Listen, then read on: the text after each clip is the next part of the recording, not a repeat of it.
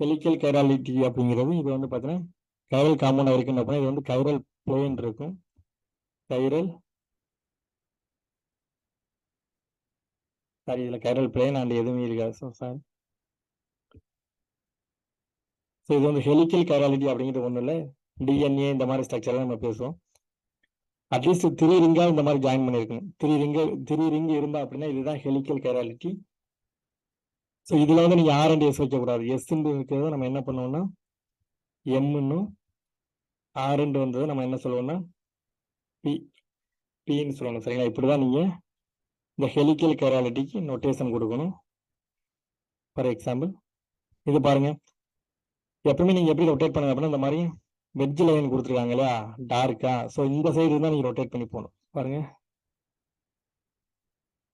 நீங்கள் இப்படி ரொட்டேட் பண்ணி போனீங்க, ரொட்டேட் பண்ணி போயிட்டு ப்ளோதி பிளேனுக்கு போகணும். ஸோ இப்படி போனீங்கன்னா என்ன கான்ஃபிகரேஷன் வரும் பாருங்க, ஆறு மாதிரி வருதுங்களா. ஸோ ரைட் சைடு அந்த கிளாக் பேஸ்ல ரொட்டேட் பண்ணுது. ஆறு மாதிரி வந்தது அப்படின்னா இதுக்கு வந்து நீங்கள் எப்படி கொடுக்கணும், ஆறுன்னு சொல்லக்கூடாது.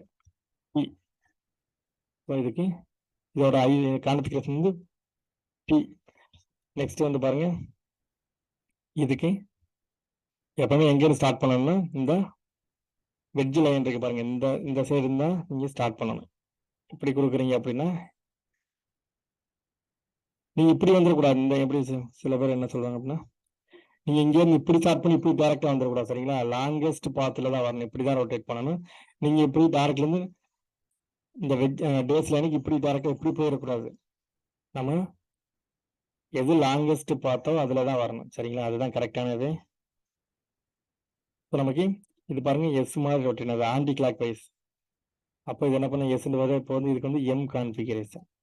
எம்னு நீங்க டினோட் பண்ணணும். எஸ்ன்னு வந்தா எம், ஆர்ன்னு வந்தா பி. இதை வந்து நீங்க மறந்துடக்கூடாது.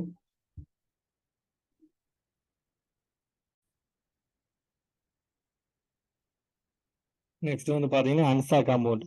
அன்சா காம்பவுண்ட் அப்படிங்கிறது இந்த மாதிரி இப்படிதான் இருக்கு. அன்சா காம்பவுண்ட். இந்த ஆட்டம் வந்து பாத்தீங்கன்னா பைலட் ஆட்டம். இதுதான் என்ன சொல்லுவோம் அப்படின்னா பைலட் ஆட்டம்.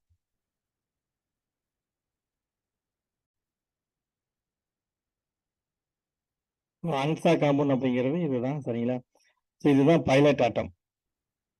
இந்த சப்டிவிஷன் இருக்குல்ல, ஸோ நமக்கு இந்த எக்ஸாம்பிள் வச்சுட்டு வரோம் அப்படின்னா உங்களுக்கு புரியும். ஸோ இந்த ஆட்டம் வந்து பாத்தீங்கன்னா பைலட் ஆட்டம் சொல்லுவோம். இதுதான் பைலட் ஆட்டம். ஸோ பைலட் ஆட்டம் இது வந்து பாத்தீங்கன்னா நாட்டிய பைலட் ஆட்டம். ஓகே, பைலட் ஆட்டம். ஏன் அப்படின்னா இந்த சப்டிவிஷன் இருக்கு இல்லையா, சப்டிவிஷன் இருக்கு. சப்டிவிஷனுக்கு ஸோ இந்த பைலட் ஆட்டம் இந்த சப்டிவிஷன் இருக்குது, இதுக்கு பக்கத்தில் இருக்கிற இந்த ஆட்டம் தான் பைலட் ஆட்டம். ஸோ இதுக்கு ஆர்எஸ் எப்படி வைக்கிறோம்னா நீங்கள் 1 2 3. இப்போ இந்த பைலட் ஆட்டம் 2 சாரி இந்த பைலட் ஆட்டம் இது 1 இது 2 இது 3. இந்த பைலட் ஆட்டத்துக்கு டைரக்ட் அட்டாச் ஆகிற கார்பன் தான் 1 கொடுக்கணும். இது 2 இது 3. அப்போ எஸ் மாதிரி வருது. ஸோ இதுதான் எஸ் கான்ஃபிகரேஷன். நீங்கள் டார்க்கு வெஜ் இதில் பார்க்கணும் அவசியம் இல்லை. வெஜ் டேஸ் இதில் பார்க்கணும் அவசியம் இல்லை. என்ன கான்ஃபிகரேஷன் வருதோ நீங்கள் அதை அப்படியே வச்சிடலாம். ஸோ இதில் எது பைலட் ஆட்டம் பாருங்க, இது வந்து நாட்டிய பைலட் ஆட்டம். இங்கே எந்த சப்டிவிஷனுமே கிடையாது. ஸோ இங்கே இருக்கு பாருங்க, இதுதான் பைலட் ஆட்டம்.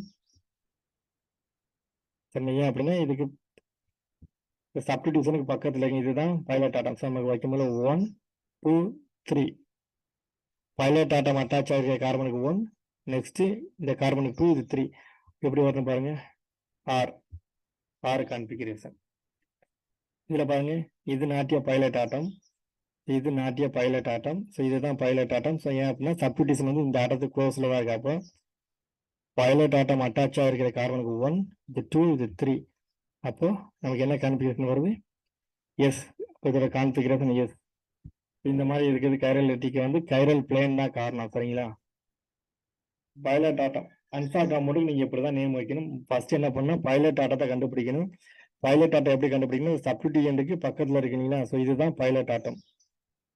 நமக்கு இது 1 இது 2 இது 3 பாருங்க எப்படி வருது, ஆர். இங்கே வாங்க இதில் வைக்கும்போது இதுதான் பைலட் ஆட்டம், இது நாட்டிய பைலட் ஆட்டம். அப்போ இது 1 இது 2 இது 3 எப்படி வருது பாருங்க, இது எஸ். அப்போ இங்கே மிரர் பிளேன் வச்சிங்கன்னா கைரல் பிளேன் வச்சிங்க அப்படின்னா இதுக்கு இது ஆப்போசிட்ல இருக்குமா, இது ஆர்னா இது எஸ், மிரர் இமேஜ் மாதிரி இருக்கு சரிங்களா. அதனாலதான் இது வந்து கைரல் பிளேன். நெக்ஸ்ட்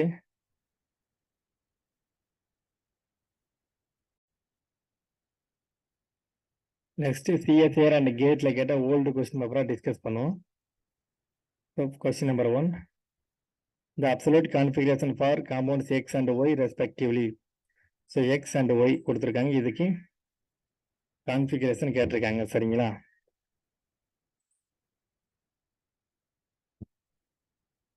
ஸோ நமக்கு ஃபர்ஸ்ட் பாருங்க, பிணைல் ரிங் எக்ஸ் இது கண்டுபிடிப்போம். நமக்கு இந்த இடத்துல நமக்கு இது பிளேன்ல இருக்கு, இது வந்து எபோதி பிளேன்ல இருக்கு இந்த ரிங்கு சரிங்களா. ஸோ நமக்கு எப்படி இருக்கு பாருங்க, நமக்கு பிளேன்ல இருக்கிறது ஃபர்ஸ்ட் வைங்க 1, இது 2, செகண்ட் வந்து பார்த்தீங்கன்னா இது எத்தில், இது மெத்தி, இது தேர்ட், இது ஃபோர்த், 1 2 3 4 நமக்கு எப்படி வரும்னு பாருங்க, ஆர் கான்ஃபிகரேஷன்ல வருது.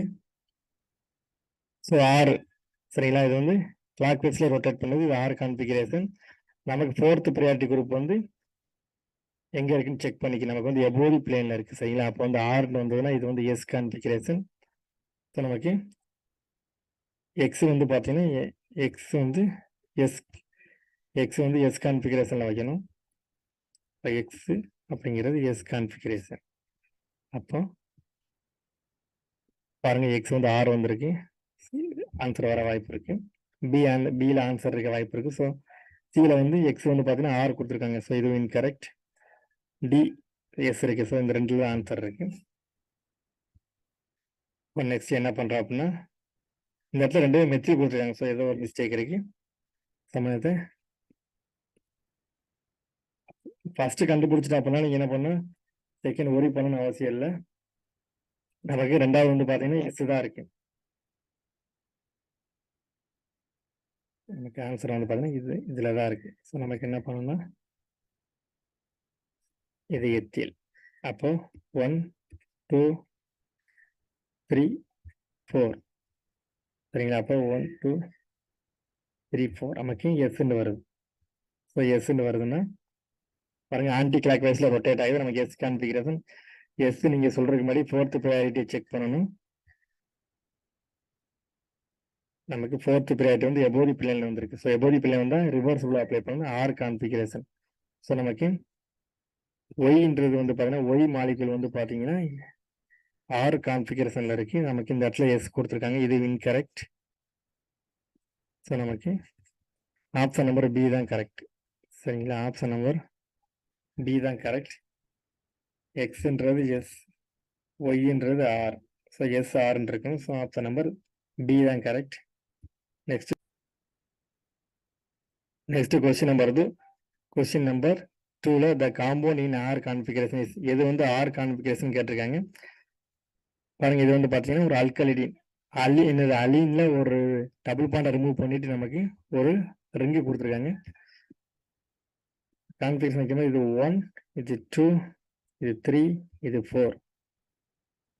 நமக்கு 1 2 3 4 அப்போ எஸ் ஃபார்மேட்ல வருது. ஸோ எஸ்ல வரும்போது நமக்கு என்ன வரும் அப்படின்னா எஸ்னா எஸ் நமக்கு ஃபோர்த் ப்ரையாரிட்டி வந்து பிளேரி பிளேன்ல இருக்கு. ஸோ நமக்கு எஸ்ன்னு வந்து அதை என்ன எப்படி வைக்கணும் அப்படின்னா ஆர்ன்னு வைக்கணும் சரிங்களா. ஸோ நமக்கு ஃபர்ஸ்ட் ஆப்ஷனை சாட்டிஸ்ஃபை பண்ணிடுச்சு. ஸோ இதுதான் ஆன்சர். நெக்ஸ்ட் பி பாருங்க. ஸோ இங்கே பாருங்க, சிமிலர் சப்ஸ்டிடியூஷன், ப்ராப்பர் சப்ஸ்டிடியூஷன் கிடையாது சரிங்களா. ஸோ ரெண்டுமே மெத்திலா இருக்கு. ஸோ இது வந்து இன்கரெக்ட். ஸோ சியில் பாருங்க, இதுலேயும் ப்ராப்பர் சப்ஸ்டிடியூஷன் கிடையாது. ஸோ ரெண்டுமே மெத்திலா இருக்கு. இதில் பாருங்க ப்ராப்பர் சப்ஸ்டிடியூஷன் இருக்கு, ரிங்கு பிளஸ் டபுள் பாண்ட் ஈவனா இருக்கு. ஸோ ரெண்டு ரூலையும் அப்ளை பண்றோம், ஈவன் அண்ட் ப்ராப்பர் சப்ஸ்டிடியூஷன். இது கைரல் காம்பவுண்ட். உனக்கு ஆன்சர் டில இது 1, இது 2 3 4. இப்படி ஆறுண்டு வந்து இது வந்து ஆர் கான்ஃபிகரேஷன். கிளாக் வைஸ்ல ரொட்டேட் பண்ண ஆர் கான்ஃபிகரேஷன். ஸோ நமக்கு ஃபோர்த் ப்ரையாரிட்டி வந்து பார்த்தீங்கன்னா எபோதி பிளேன்ல இருக்கு, ரிவர்ஸ் ரூல் ஆர்ன்னு வந்தா எஸ் சரிங்களா. ஸோ இதுவும் இன்கரெக்ட். நமக்கு ரெண்டு ரூலை செக் பண்ணணும். நெக்ஸ்ட்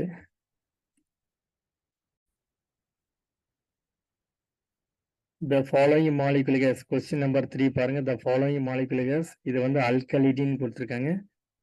இப்போ நமக்கு அல்கலியில கைரல் ஆக்சைடு தான் ப்ரெசென்ட் ஆயிருக்கும். ஸோ பிளேனார் சிமெட்ரி கிடையாது, சென்டர் ஆஃப் சிமெட்ரி கிடையாது. சரிங்களா? Next R configuration, S configuration பார்க்க போகிறோம். நமக்கு பிளேனில் இருக்க மாலிகுல் பக்கம் தான் நம்பரிங் கொடுக்கணும். 1 2 இது 3 இது 4. ஸோ நமக்கு என்ன கான்ஃபிகரேஷன் வருது? ஆர் மாதிரி வருது. சரிங்களா? R configuration. அப்போ 4th ப்ரையாரிட்டி குரூப் அங்கே பிலோ தி பிளேனில் இருக்குது. சரிங்களா? அப்போ ஆறுண்டு ஆறு தான். ஸோ இங்கே எஸ் கொடுத்துருக்காங்க. இது இன்கரெக்ட். நமக்கு ஆப்ஷன் நம்பர் பி தான் கரெக்ட். நெக்ஸ்ட் கொஸ்டின் வந்து பார்த்தீங்கன்னா மேட்ச் த ஃபாலோயிங் கொடுத்துருக்காங்க. நமக்கு ஒரு பைபினியல் காம்பவுண்ட் ஏ வந்து பார்த்தீங்கன்னா பைபினியல் காம்பவுண்ட் கொடுத்துருக்காங்க. மேட்ச் த ஃபாலோயிங்கில் பி வந்து டிரான்ஸ் ஆக்டா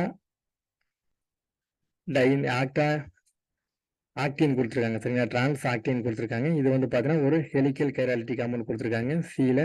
ஸோ இதுக்கு மேட்ச் த ஃபாலோயிங். இது கைரலாக இருக்கு, மூணுமே கைராலிட்டி இருக்கிறது தான். ஸோ என்ன இது என்ன ப்ரெசென்ட் ஆகிறதுனால கைராலிட்டி இருக்குன்னு கேட்டிருக்காங்க. ஃபார் எக்ஸாம்பிள் கைரல் ஆக்சிஸா, கைரல் பிளேனா அந்த மாதிரி கேட்டிருக்காங்க. ஸோ நமக்கு இது தெரியும். நமக்கு சி வந்து பார்த்தீங்கன்னா ஹெலிக்கல் கைராலிட்டி. ஸோ சிக்கு வந்து பார்த்தீங்கன்னா உங்களுக்கு 4th option helical chirality. So ஆப்ஷனை பாருங்கள், ஏ பி சி டியில் நமக்கு சி வந்து பார்த்தீங்கன்னா 4th வர்றது 2 ஆப்ஷனில் தான் இருக்குது. ஸோ ஆன்சர் ஸோ ஏலையும் டியில் தான் இருக்குது. அப்போ பி சி வந்து நாட் ஏ கரெக்ட். நெக்ஸ்ட் இது வந்து பார்த்தீங்கன்னா நமக்கு கைரல் ஆக்சிஸ்.